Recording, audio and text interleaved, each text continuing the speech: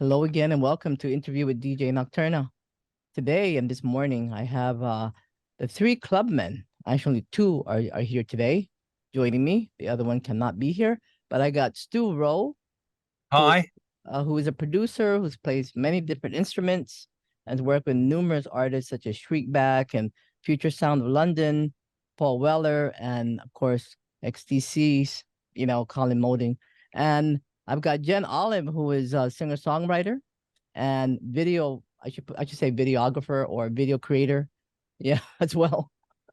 Sure, thank you. So two of the clubmen. And of course, the last one is the one and only Andy Partridge of XTC. And I know he can't join us today, but thank you both for being here. Thank you. Thank you so much. Yeah. We're trying to collaborate. It's always hard to collaborate with three people. I've done it before. And believe it or not, some of them are like in different part of the world, which I have to set the time in a way where I either wake up really, really, really early or I have to stay up really, really, really late. Yeah, which is but thank God for Zoom, right? Thank God for this kind of incredible thing. Right. Absolutely. Together.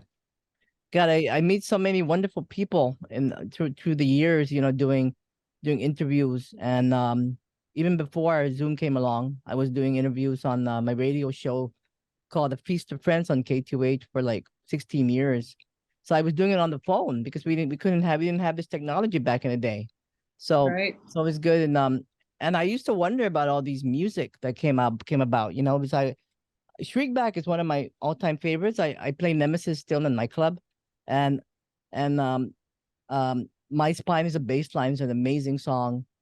And I know Stu, you work with Shriekback, right? I was just reading about you. And I met Barry about the same time I met Andy. Actually, I worked on a joint album with them called Monstrance together. Yeah. And then I just started working with both of them. So yeah, I wasn't around at the time of the tracks you mentioned, but the last sort of 15 years. I know, but you've been doing music for a very long time. Yeah, very old. Yeah. You've worked with many other people, not just the ones I mentioned.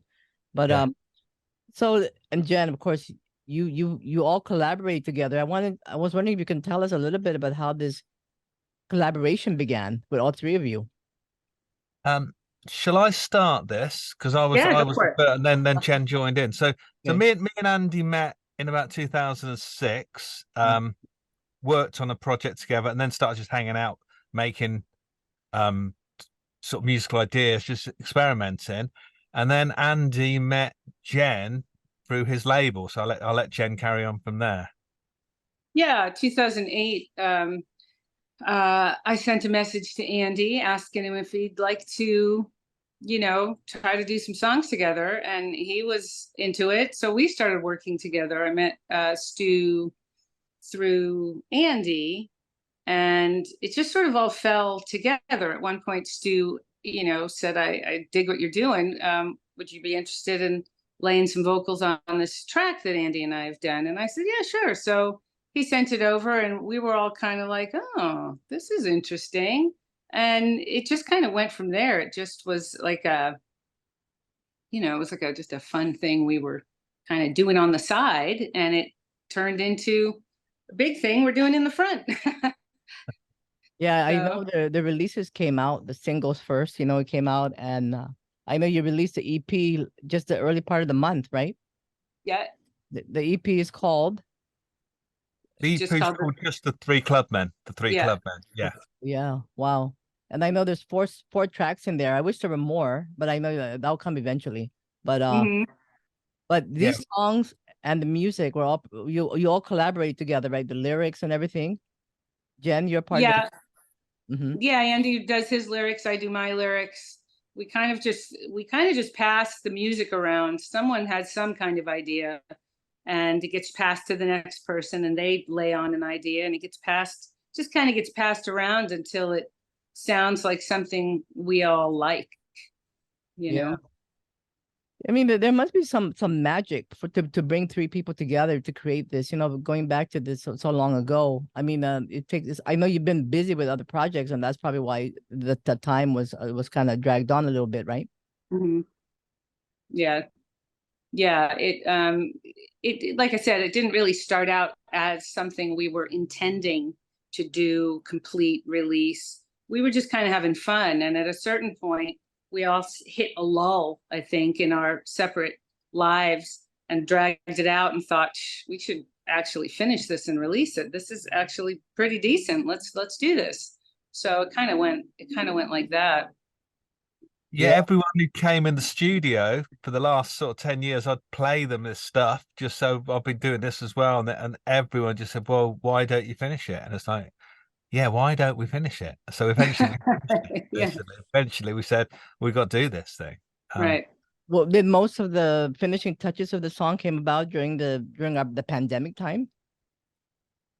I think Jen, we were working on your songs during the pandemic, and then after the pandemic, it was like, well, what am I going to do? And I just thought, well, the first thing I want to do is finish the free Clubmen stuff. So rallying of what we had at that point, really, and the best four. There's lots and lots and lots of stuff, but they were the four that could be done relatively easily, I think.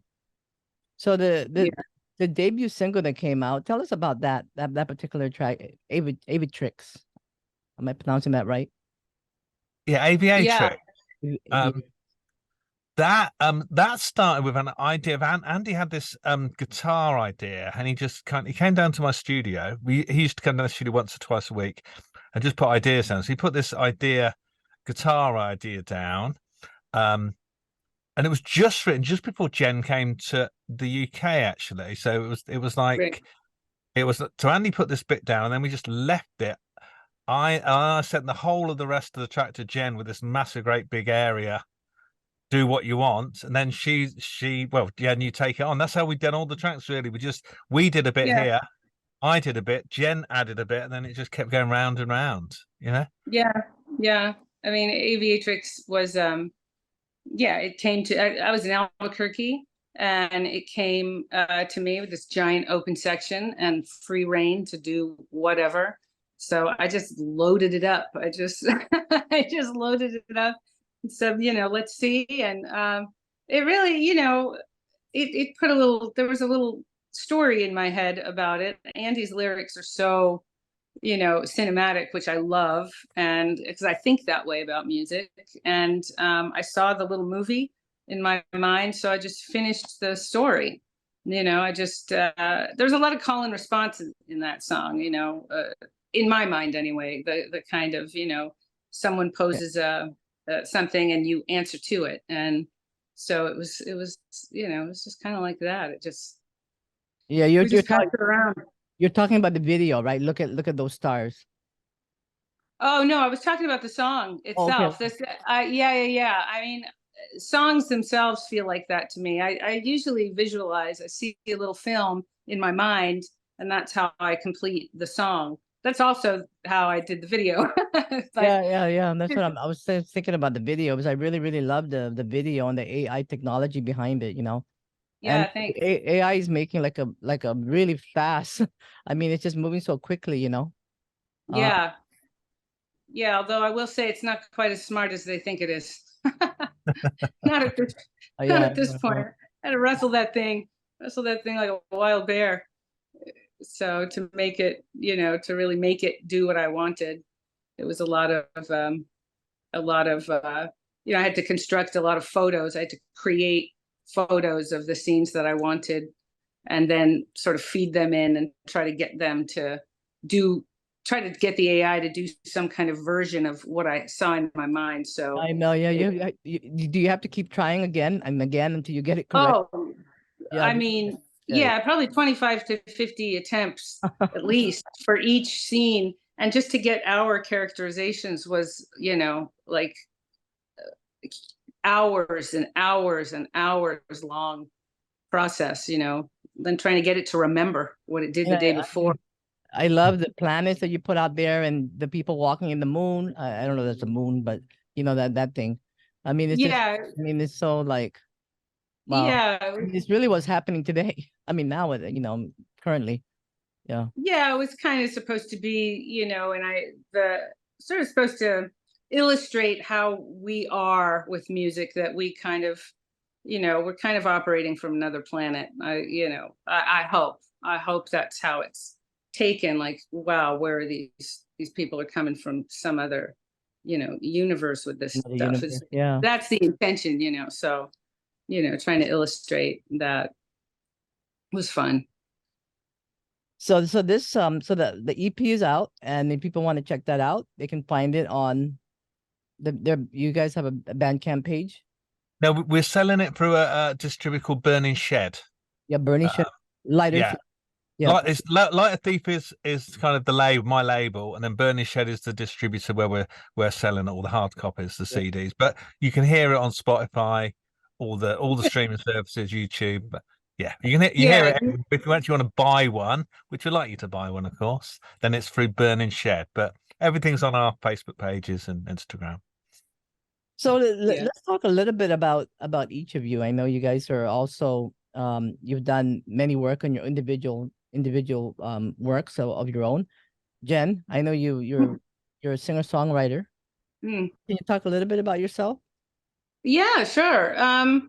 I in my early days, I did some work with a couple of record companies, kind of development work, songwriting, different things like that.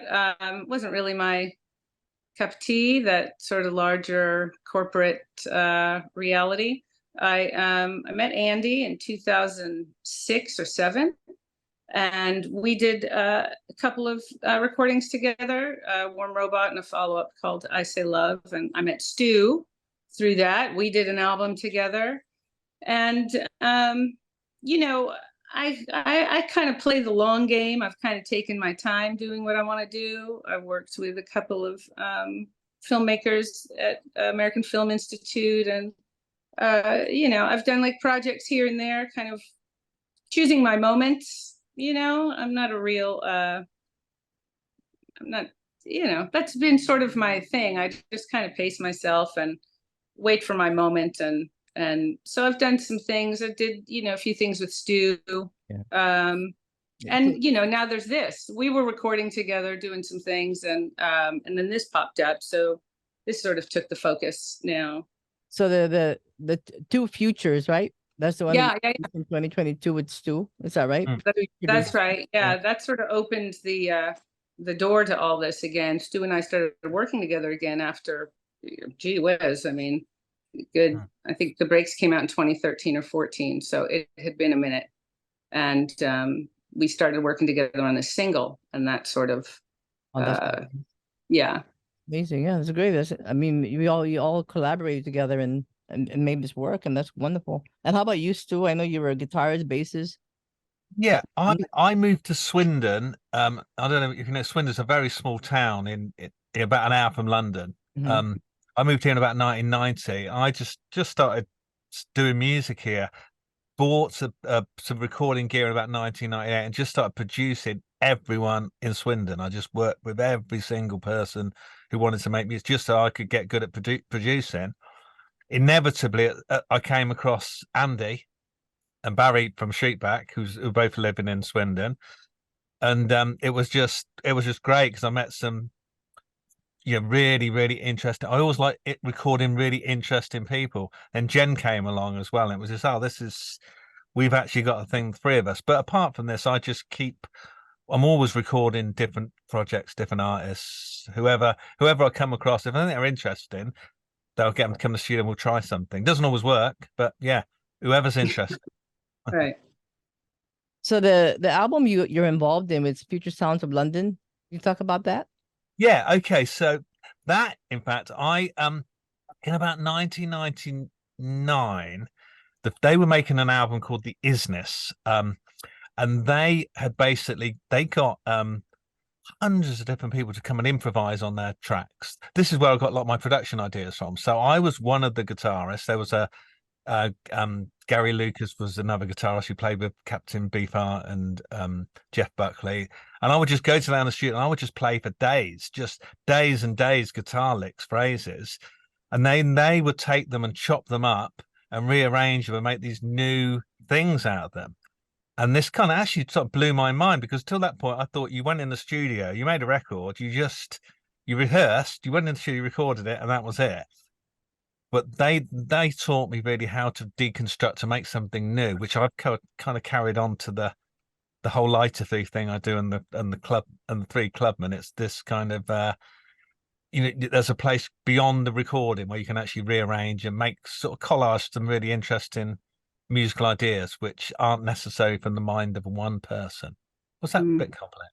But anyway, that they were very advanced with technology, the Future Sound of London back in their day, and I learned a lot from them. Just different ways to approach making music.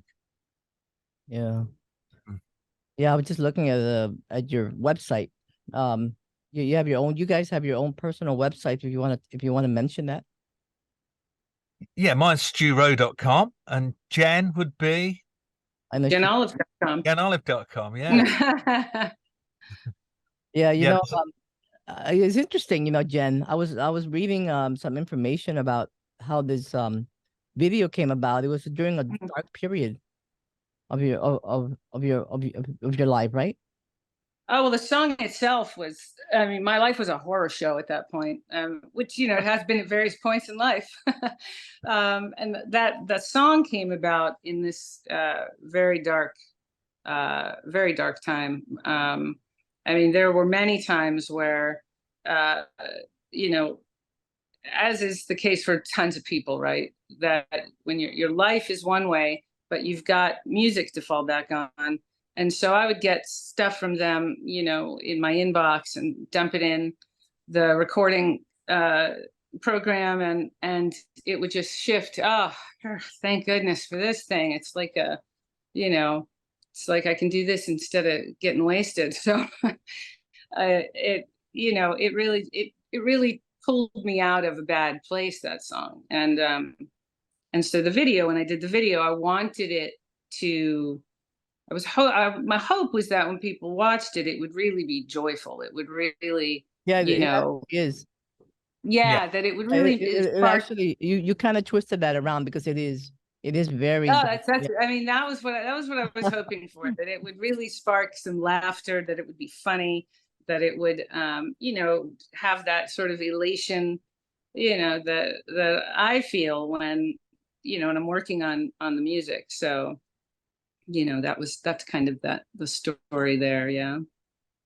I can be pretty morose as a as a person, just an individual. I can be a little morose. So it's great to have things that lift you, that draw you back to a joyful reality. So, and this is a very fun project, I think, isn't it? It's not like we aren't trying to be too serious. There's a lot of laughter and fun. Well, that's the thing, right? When you meet people who you can really clown with, who you can, you're not worried about, being too polite, worried about offending anybody. You can just really be, natural, and it's funny. I think we all three have pretty good senses of humor, or at least we have compatible senses of humor. Yeah. So lots of laughing. I mean, geez, we're just clowns. Like, I know. And it's I love I love the photo of you guys sitting on, I don't know, that's a bar stool or something, but your back of your heads. Oh, right. Right. Well, the idea there is because we all have our feelings about playing live. We've all had our different sort of conflicts with playing live. And so I imagined that if the three of us were going to play live, we would definitely need a drink beforehand. A stiff drink beforehand, yeah. So so I put us all there, back to everyone having a drink. I thought that was funny. So you guys will not play live ever? Would you guys play live? Oh, gee whiz. Well, I mean, Andy's, quite well known for not, hasn't played live for many years. He stopped playing live when they were XTC were very successful. And as Jen said, I struggle. I played a lot of live gigs. I prefer the studio. I like being able to create these worlds. And I think if you play live, it kind of, you have to kind of simplify to make it work. And I like trying to make these strange worlds, and to do that on the stage you need a huge budget, and 35 gens, basically 35 gens for the harmonists. So we'd need a some kind of choir, and we'd need It would just, to really make it right, Yeah. the circumstances would need to be so specific. I don't think it's that we would be opposed if somebody said, you know, here's $1 million, play this one amazing show. But, you know, the reality of it is what it is. So the reality never really holds up to what you want it to be. Or, you know, or like a little live venue, like a smaller venue. I think that'd be nice. Yeah, I mean, I see what you're saying. I hear what you're saying. I just wonder if it would really be. I don't think either of us are that keen on it necessarily. Yeah. But you know, you never say never. You never know what never say never. Yeah. No, universe will throw your way. It's a young man and young woman's game, I think, playing live. I've done so much. Hey, you watch it there, buddy. Yeah, I just think the going out. The wisdom, actually. The wisdom. Yes. And there's something to be said for being a really seasoned artist too, and how that comes across live. But I don't think it's in the cards, but I do see the appeal. Yeah. You know, I think many people would want to come and watch, seriously, if you ever did that in the future, if that ever happens. But you know, it's a thought. Yeah.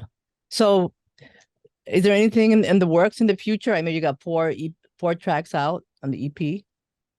Are you guys working on something else? Actually we made a start, because the reactions to this been, I mean, I think when we went into this, we were quite prepared to say, let's just see what this is, you know, put it out there. And the reaction's been really quite positive, very positive. So we've all said, we better do some more. So we've got lots of unfinished ideas on the computer here, which I'm starting.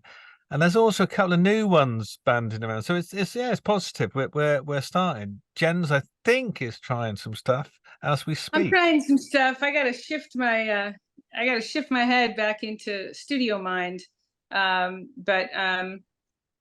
we're working on new stuff. We just last week just kind of more put it up there. Yeah. There's more to come. Oh yeah. Oh yeah, definitely. And Jen, you're in LA, but before, I mean, I'm trying to remember. Are you in Las Vegas or which part? I'm in Vegas. Yeah, I'm currently in Vegas. Imagine that, but that's where I am. Yeah. Okay. Yeah. Well, you know, I really hope you guys will you know, consider, you know, working together in you know, live in person in the future, and you never know. And of course, more music coming up with the 3 Clubmen. Yeah, absolutely. Yeah. But again, you know, if people want to check out, I guess the label would be the best, right?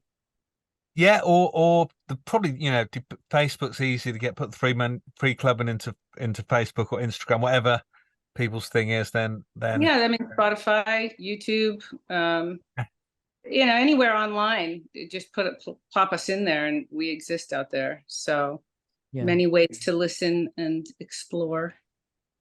And and find out what else is coming up. I know. And of course, big shout out to Shameless Promotion PR. And how did you guys get together with Shauna? Well, Shauna I was involved with a project with Colin Moulding from XTC, the TC&I project. And Shauna did the press for that, so she did a great job on that. So when we came to think what we're gonna, you know, what we're gonna do with it, we need to tell people about this. We can't just do it. So Shauna was the obvious. Oh yeah, she's so connected. To get involved, and she's worked really hard on it. She's just oh boy, absolutely. Yeah, she works really hard. I mean, I had a pleasure of you know, working with her all these months, and you know, I would say about a couple of years now, but yeah, it's great. Yeah, it was a pleasure to meet you guys. Thank you. Yeah, thank you. Thank you for being patient and I mean, you know, it's too bad Andy can't join us, but you guys are wonderful, and I'm so glad I got to focus a little bit more on you, both of you individually in your side projects, which is wonderful, you know. So they'll know really like who are the 3 Clubmen, you know, who are they? It's really about how did you guys all started? Yeah. You know? Thank you very much. Thank you. Thanks. Okay, well, let me just thank you so much for joining me. Let me turn this off in just one moment. Thank you both. Thank you. So Jen Olive, and Stu Rowe, the three clubmen, and of course, Andy Partridge, who can't join us today, but here we go. Thank you.